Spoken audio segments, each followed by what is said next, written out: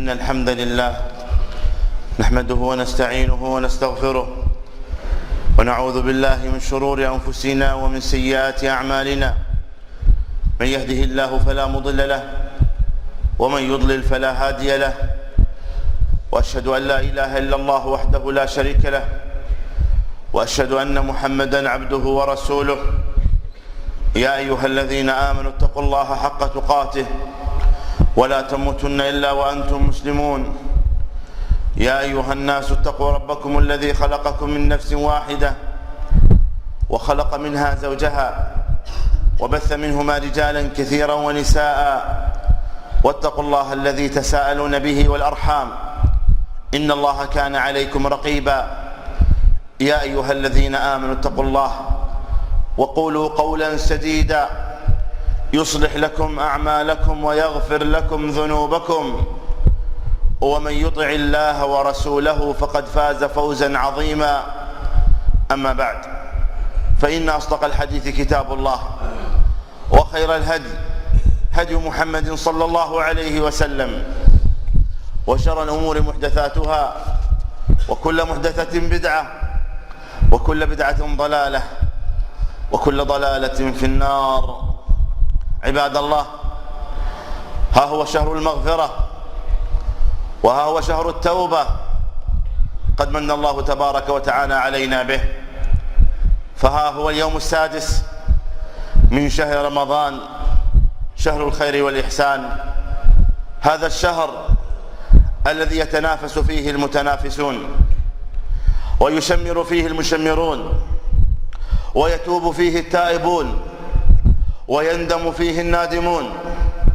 هذا الشهر هو شهر التغيير، هو شهر الإقبال على الله سبحانه وتعالى. حري بنا أن نغير ما كنا عليه من سالف الأزمان.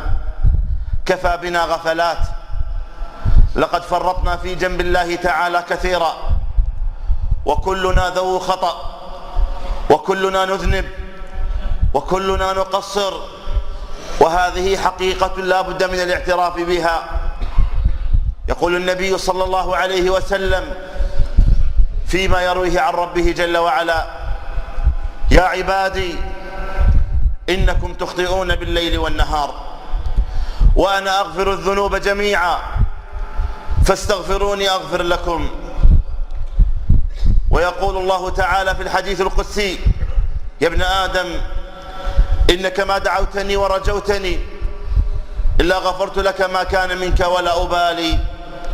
يا ابن آدم لو بلغت ذنوبك عنان السماء ثم استغفرتني غفرت لك ولا أبالي. يا ابن آدم لو أتيتني بقراب الأرض خطيئة ثم لقيتني لا تشرك بي شيئا لأتيتك بقرابها مغفرة. ما أكرم الله سبحانه وتعالى. انظروا إلى سعة رحمة الله عز وجل، أن الله تعالى يمهل المذنبين ويدعوهم إلى التوبة، ويعينهم على التوبة، ويوفقهم إلى التوبة، ويفرح الله تعالى بتوبتهم إذا تابوا. والله تعالى يحب التوابين ويحب المتطهرين.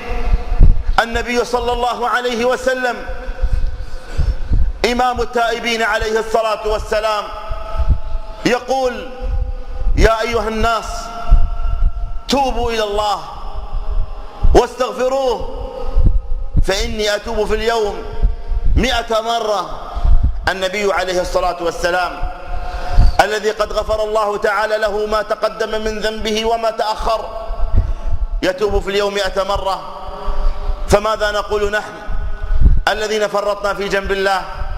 فالبدار البدار، وها نحن في شهر الغفران، أن نصدق في توبتنا. يا أيها الذين آمنوا توبوا إلى الله توبة نصوحا عسى ربكم أن يكفر عنكم سيئاتكم ويدخلكم جنات تجري من تحتها الأنهار. إن الله تعالى يبسط يده بالليل ليتوب مسيء النهار، ويبسط يده بالنهار ليتوب مسيء الليل، حتى تطلع الشمس من مغربها. باب التوبة مفتوح، باب التوبة مفتوح، وما علينا إلا أن نلج. هذه التوبة هي سر السعادة، إذا وفق العبد إليها نال السعادة العاجلة. فكلما أناب وتاب ورجع إلى الله عز وجل أحس بجنة في قلبه وصدره، لأنه قريب من ربه جل وعلا.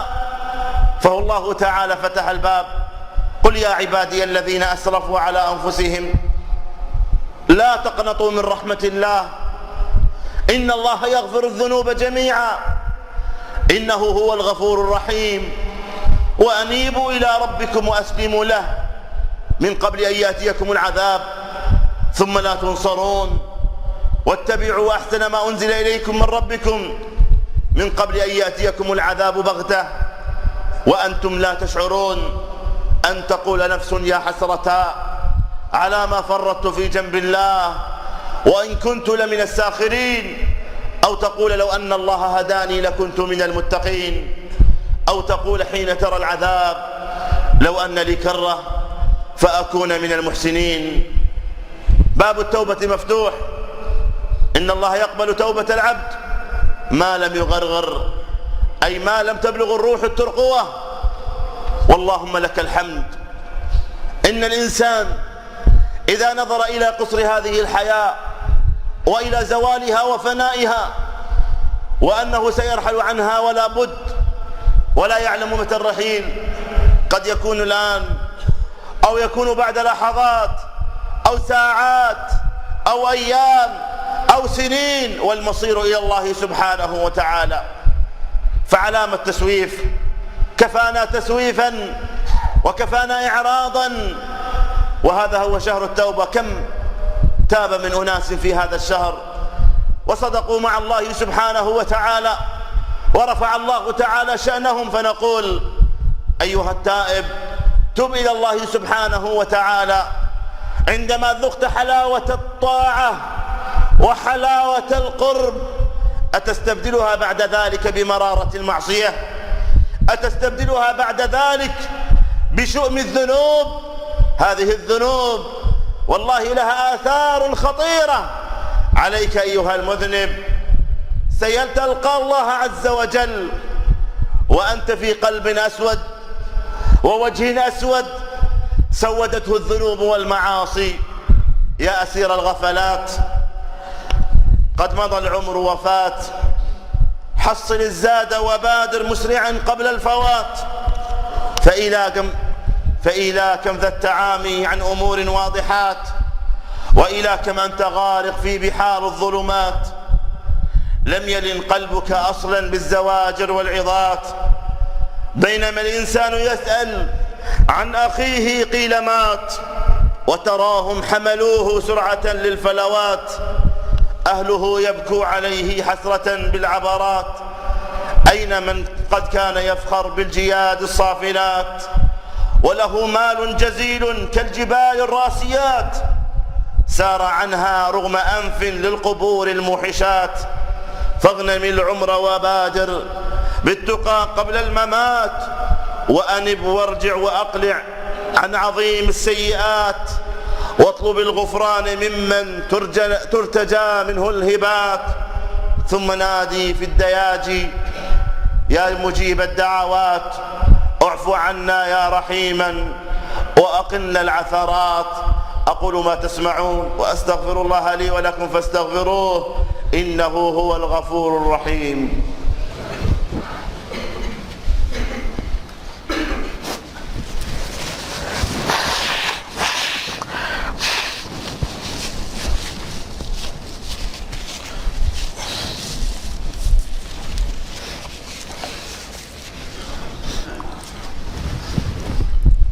الحمد لله رب العالمين، وصلى الله وسلم وبارك على نبينا محمد وعلى آله وصحبه أجمعين.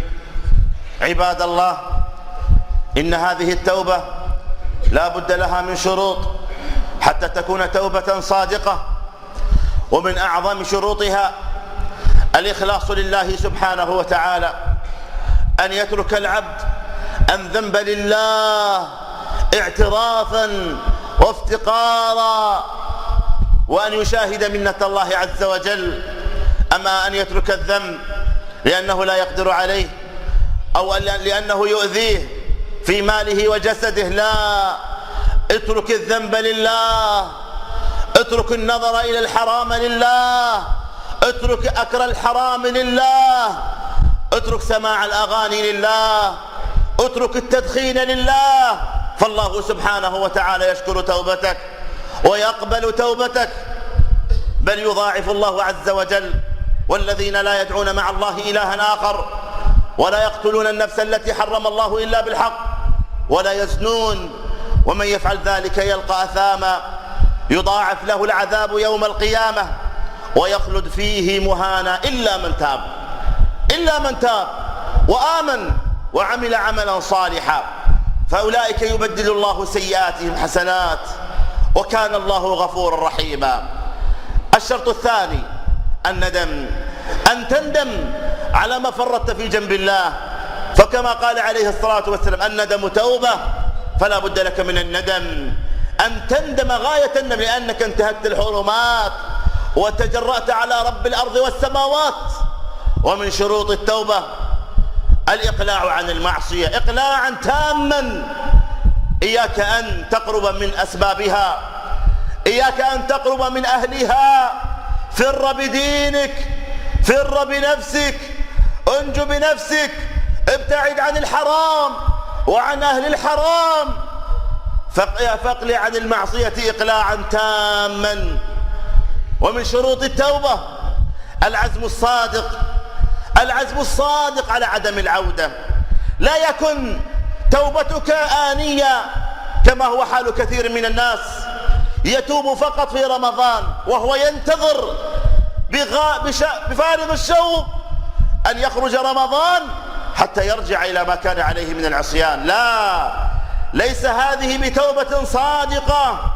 التوبة الصادقة أن تعزم عزما صادقا ألا تعود إلى العصيان بعد ذلك، والله تعالى يعلم ما في قلبك.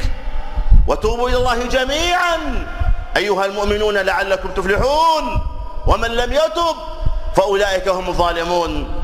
ومن شروطها أن ترد المظالم إلى أهلها. يا من تعديت على الحرمات على الناس، يا من نلت من أعراضهم أو نلت من أموالهم أو نلت من دمائهم، لا بد أن تستحل اليوم. قال عليه الصلاة والسلام من كانت له مظلمة لأخيه من عرض أو من شيء فليتحلله منه اليوم قبل أن لا يكون دينار ولا درهم. إن كان له عمل صالح أخذ له بقدر خطيئته، فاستحل الناس لأن هناك لا ظلم اليوم. اللهم تب علينا، اللهم اغفر لنا، اللهم اغفر لنا، اللهم اجعلنا من عبادك التوابين.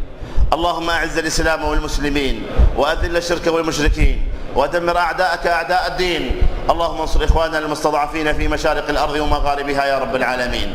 اللهم أصلح أحوال المسلمين في كل مكان، اللهم فرج عن إخواننا في كل مكان، اللهم فرج عن إخواننا في الشام، اللهم أبدل حالهم من هذا الحال إلى أحسن حال، اللهم احقن دماءهم، اللهم آمنهم في أوطانهم، اللهم عليك بعدوك وعدوهم يا قوي يا عزيز. اللهم وفقنا في هذا الشهر الكريم على ذكرك وشكرك وحسن عبادتك يا أرحم الراحمين. اللهم تقبل منا إنك أنت السميع العليم، وتب علينا إنك أنت التواب الرحيم. اللهم وفقنا لكل خير، اللهم وفق ولاة أمور المسلمين لما تحب وترضى. اللهم أرهم الحق حقا وارزقهم اتباعه، وأرهم الباطل باطلا وارزقهم اجتنابه، وهيئ لهم البطانة الصالحة التي تدلهم على الخير وتعينهم عليه يا ذا الجلال والإكرام. وآخر دعوانا أن الحمد لله رب العالمين.